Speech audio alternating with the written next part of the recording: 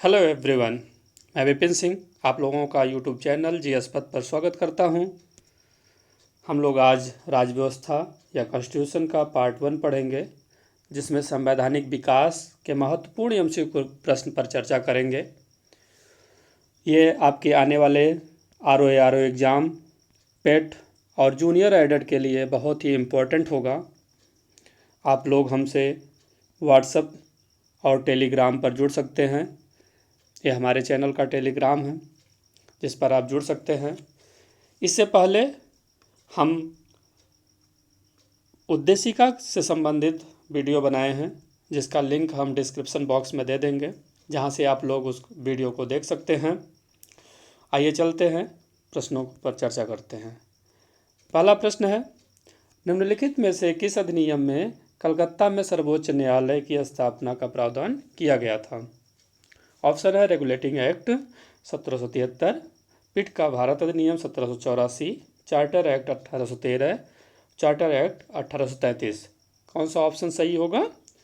Option A is the right answer. Regulating act 1773 के द्वारा कलकत्ता में सर्वोच्च न्यायालय की स्थापना किया गया था, जिसके पहले मुख्य न्यायाधीश एलिजा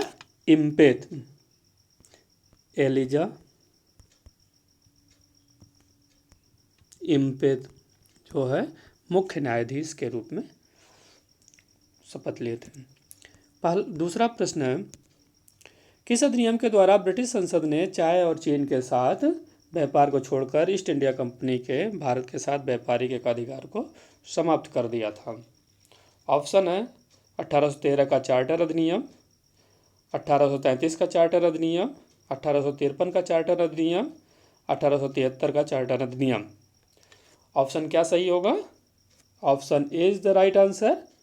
1813 का चार्टर अधिनियम। 1833 के चार्टर अधिनियम से जो चाय और चीन के साथ व्यापार था उसको भी समाप्त कर दिया गया था। सिर्फ कंपनी जो है अब राजनीतिक कार्य ही कर सकते थे। अगला प्रश्न है, किस अधिनियम ने भारतीय वासियों को अपने देश के प्रशासन में कुछ हिस्सा लेना संभव बनाया था? ऑप्शन है charter act 1833, charter act 1853, government of India act 1858, Indian council act 1861। Option क्या सही होगा? Option A is the right answer. Charter act 1833। अगला प्रश्न है, निम्नलिखित में से किस अधिनियम के अंतर्गत भारतीय विधान परिषद को बजट पर बहस करने की शक्ति प्राप्त हुई? ऑप्शन है भारतीय परिषद नियम 1861, 1892, 1909, 1919। ऑप्शन क्या सही होगा? Option B is the right answer कि 1892 के भारतीय परिषद नियम द्वारा भारतीय विधान परिषद को बजट पर बहस करने की शक्ति मिली थी, लेकिन मतदान करने का अधिकार नहीं मिला था और ये कार्यपालिका से प्रश्न भी पूछ सकते थे। अगला प्रश्न है, ब्रिटिश भारत में सांप्रदायिक प्रतिनिधित्व की व्यवस्था निम्नलिखित में से किस अधिनियम द्वारा की गई? ऑप्शन है भारतीय काउंसिल अधिनियम 1892, मिंटो मॉर्ले सुधार 1909, मॉन्टेग्यू चेम्सफोर्ड सुधार 1919, भारत सरकार अधिनियम 1935। ऑप्शन क्या सही होगा सांप्रदायिक प्रतिनिधित्व के लिए? Option B is the right answer. Morley Minto सुधार 1909, जिसमें मुसलमानों के लिए पृथक निर्वाचन मंडल का प्रावधान किया गया था। अगला प्रश्न, निम्नलिखित में से किस एक अधिनियम द्वारा भारत में संघीय न्यायालय की स्थापना की गई थी? ऑप्शन में भारतीय परिषद नियम 1861, भारत सरकार अधिनियम 1909, भारत सरकार अधिनियम 1919, उपयुक्त में से कोई नहीं। ऑप्शन क्या सही होगा? Option D is the right answer. उपयुक्त में से कोई नहीं, क्योंकि भारत में संघीय न्यायालय की स्थापना जो की गई थी वो भारत सरकार अधिनियम 1935 के अंतर्गत किया गया था। अगला प्रश्न, केंद्र में द्वैध शासन किस अधिनियम के अंतर्गत स्थापित किया गया था? ऑप्शन है 1909 के अधिनियम, बी भारत सरकार अधिनियम 1919, भारत सरकार अधिनियम 1935, भारत स्वतंत्रता अधिनियम 1947। ऑप्शन क्या सही होगा? Option C is the right answer. Bharat सरकार अधिनियम 1935 के द्वारा जो है केंद्र में द्वैध शासन की स्थापना किया गया था। ये सभी क्वेश्चन बहुत ही इम्पोर्टेंट है, आपके किसी न किसी एग्जाम में ज़रूर आए हैं, और किसी न किसी एग्जाम में तो 2-2 3-3 बार आए हैं। तो इसलिए जो है आप लोग प्रश्नों को ध्यानपूर्वक देखें। अगला प्रश्न है, भारतीय विधानपालिका प्रथम बार द्विसदनी बनाई गई। ऑप्शन 1892 के भारतीय काउंसिल एक्ट द्वारा, 1909 के भारतीय काउंसिल एक्ट द्वारा, 1919 के भारत सरकार अधिनियम द्वारा, 1935 के भारत सरकार अधिनियम द्वारा।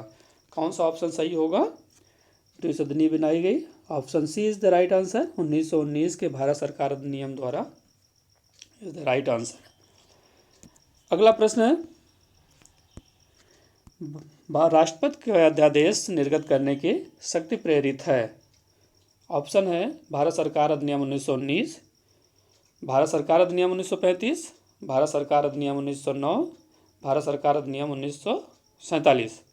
ऑप्शन क्या सही होगा? Option B is the right answer, Bharat सरकार अधिनियम 1935। कि राष्ट्रपति के अध्यादेश जारी करने का जो है हमारे संविधान में जो अनुच्छेद है, अनुच्छेद क्या है? 123 123 के तहत जो है राष्ट्रपति अध्यादेश जारी कर सकता है। अगला प्रश्न है, निम्नलिखित में से किस अधिनियम द्वारा संवैधानिक निरंकुशता का सिद्धांत प्रवृत्त किया गया? ऑप्शन है 1909 का भारत काउंसिल अधिनियम, 1919 का भारत सरकार अधिनियम, 1935 का भारत सरकार अधिनियम, 1947 का भारतीय स्वतंत्रता अधिनियम। कौन सा ऑप्शन सही है?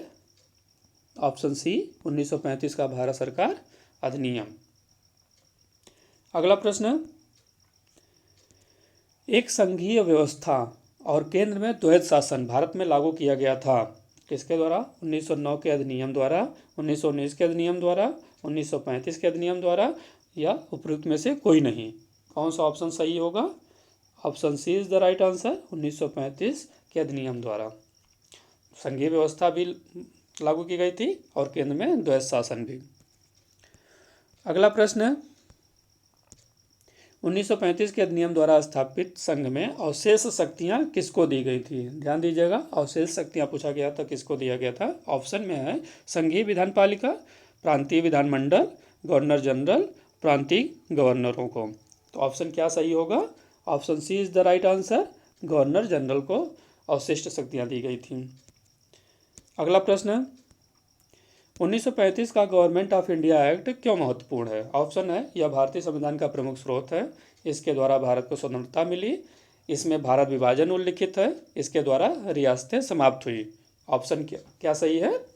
Option A is the right answer, यह भारतीय संविधान का प्रमुख स्रोत है, क्योंकि यहीं से भारत में जो है संघात्मक सरकार है, केंद्र में द्वैध शासन है, प्रांतीय शासन व्यवस्था है, शक्तियों का विभाजन है, संघीय न्यायालय आदि सभी जो है यहीं से लिए गए हैं। इसलिए ये जो है भारतीय संविधान के प्रमुख स्रोत के रूप में माना जाता है 1935 का गवर्नमेंट ऑफ इंडिया एक्ट।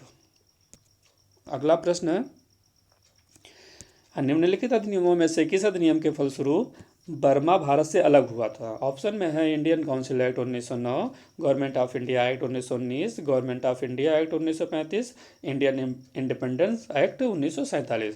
कौन सा ऑप्शन सही होगा?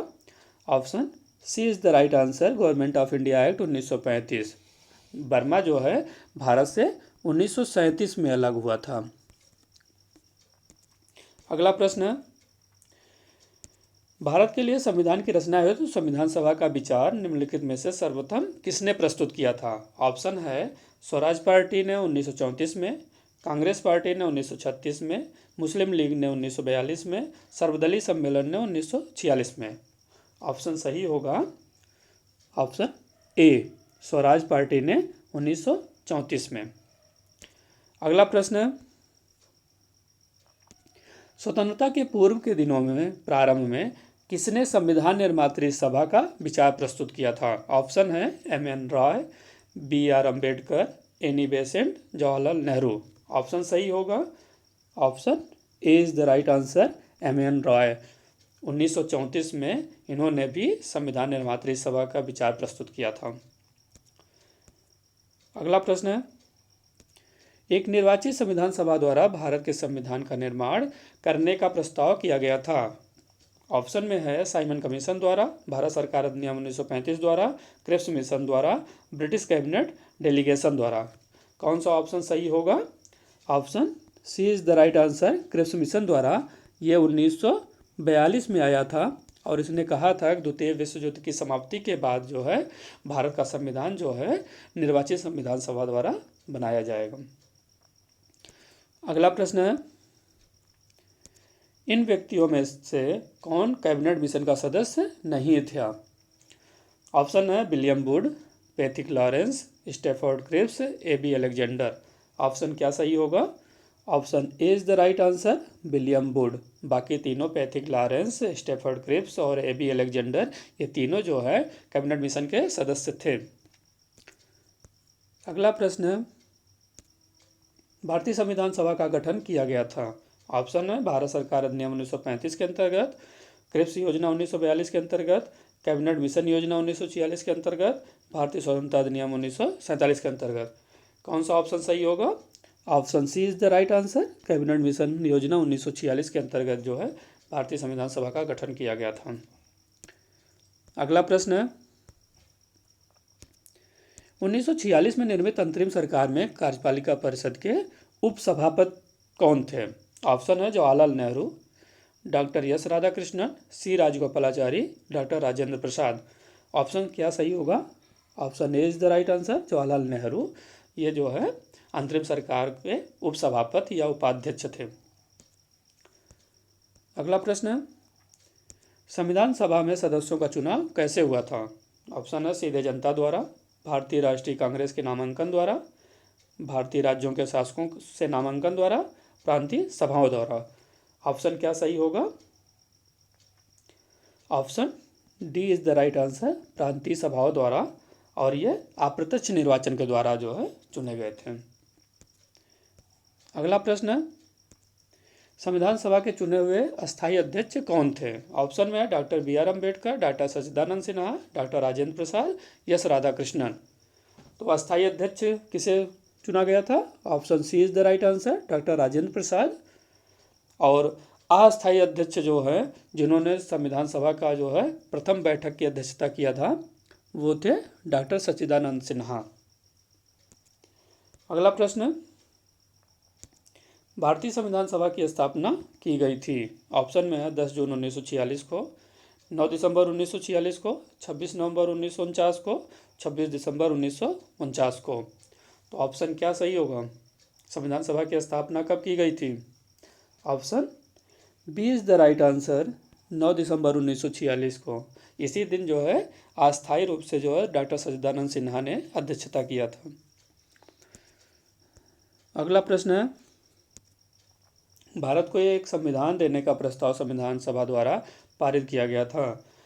ऑप्शन 22 जनवरी 1946, 22 जनवरी 1947, 20 फरवरी 1947, 26 जुलाई 1946। ऑप्शन क्या सही होगा? प्रस्ताव कब पारित किया गया था? Option B is the right answer, 22 जनवरी 1947 को। इसी दिन उद्देश्य प्रस्ताव पारित हुआ था, वहीं से उद्देशिका जो है बनी थी संविधान की।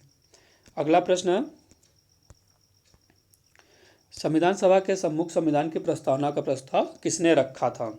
ऑप्शन है Jawaharlal Nehru, B R. Ambedkar, BN. Rao, Mahatma Gandhi. Option क्या सही होगा? Option A is the right answer, Jawaharlal Nehru ने संविधान की प्रस्तावना का प्रस्ताव रखा था। अगला प्रश्न है, भारतीय संविधान को बनाने हुए भारतीय संविधान सभा के कुल कितने अधिवेशन हुए थे? ऑप्शन है 7, 9, 12, 15। ऑप्शन क्या सही होगा? कुल अधिवेशन की संख्या कितनी थी? Option C is the right answer, 12 अधिवेशन कुल हुए थे। अगला प्रश्न है, भारत की संविधान सभा की अंतिम बैठक की सही तिथि को बताइए। ऑप्शन है 26 नवंबर 1949, 5 दिसंबर 1949, 24 जनवरी 1950, 25 जनवरी 1950। ऑप्शन क्या सही होगा? Option C is the right answer, 24 जनवरी 1950। और इसी दिन जो है सदस्यों द्वारा संविधान पर हस्ताक्षर किया गया था। कई लोग इस प्रश्न को गलत करते हैं। सभी लोग 26 नवंबर 1949 को कहते हैं कि संविधान सभा की अंतिम बैठक हुई थी, लेकिन आप लोग ध्यान से देखिएगा कि ऑप्शन सही है 24 जनवरी 1950। इस दिन जो है सदस्यों के द्वारा अंतिम रूप से संविधान पर हस्ताक्षर किया गया था। अगला प्रश्न देखते हैं। भारतीय संविधान का प्रथम प्रारूप तैयार किया गया था। ऑप्शन है बी आर अम्बेडकर द्वारा, बी एन राव द्वारा, के संथानम द्वारा, के एम मुंशी द्वारा। ऑप्शन कौन सा सही होगा? प्रारूप किसने तैयार किया था? B is the right answer, B N Rao द्वारा। और यही जो है बी एन राव संवैधानिक सलाहकार नियुक्त हुए थे। अगला प्रश्न है, भारतीय संविधान को संविधान सभा द्वारा अंगीकृत किया गया। ऑप्शन है 26 नवंबर 1949, 15 अगस्त 1949, 2 अक्टूबर 1949, 15 नवंबर 1949। ऑप्शन क्या सही होगा? ध्यान दीजिएगा, अंगीकृत लिखा गया है कि अंगीकृत कब किया गया था। Option A is the right answer, 26 नवंबर 1949 को हमारा संविधान अंगीकृत किया गया था। उद्देशिका में लिखा गया है लास्ट में कि हम लोग संविधान को अंगीकृत, आत्मार्पित एवं अधिनियमित करते हैं। अगला प्रश्न है, भारतीय संविधान कब लागू हुआ था? ऑप्शन है 26 जनवरी 1950, 23 जनवरी 1950, 15 अगस्त 1947, 26 दिसंबर 1949। ऑप्शन क्या सही होगा? देखिए, पूछा गया भारतीय संविधान कब लागू हुआ है, ये पूर्णतः पूछा गया पूर्ण रूप से कब लागू हुआ था। ऑप्शन सही होगा ए, 26 जनवरी 1950 के दिन। अगला प्रश्न है, भारतीय संविधान को अपनाया गया था। ऑप्शन है संवैधानिक सभा द्वारा, ब्रिटिश संसद द्वारा, गवर्नर जनरल द्वारा, भारतीय संसद द्वारा। ऑप्शन सही होगा option A is the right answer, संवैधानिक सभा द्वारा या संविधान सभा द्वारा हमारे संविधान को अपनाया गया था। अगला प्रश्न है, किसने कहा था कि संविधान सभा कांग्रेस थी और कांग्रेस भारत था? ऑप्शन में है Austin, C R Attlee, Winston Churchill, Lord Mountbatten. Option सही होगा option A is the right answer, Austin. Austin ने ही कहा था कि जो हमारी संविधान सभा है वो कांग्रेस थी और कांग्रेस भारत था। अगला प्रश्न है, भारतीय संविधान सभा में कुल कितनी महिला सदस्याएं थीं? ऑप्शन है 15, 13, 12, 10। तो आप लोग ऑप्शन कौन सा सही होगा कि कुल महिला सदस्य की संख्या कितनी थी संविधान सभा में? Option A is the right answer, 15। हमारे संविधान सभा में कुल 15 महिलाएं सदस्य के रूप में शामिल हुई थी। ये कुछ हमारे संवैधानिक विकास के महत्वपूर्ण प्रश्न रहे हैं जिनको आप लोग ध्यान से जो है पढ़िए और देखिए। वीडियो को जो लाइक करिए, शेयर करिए और जो लोग नए जुड़ रहे हैं वो हमारे चैनल जीएस पथ को सब्सक्राइब करें। धन्यवाद।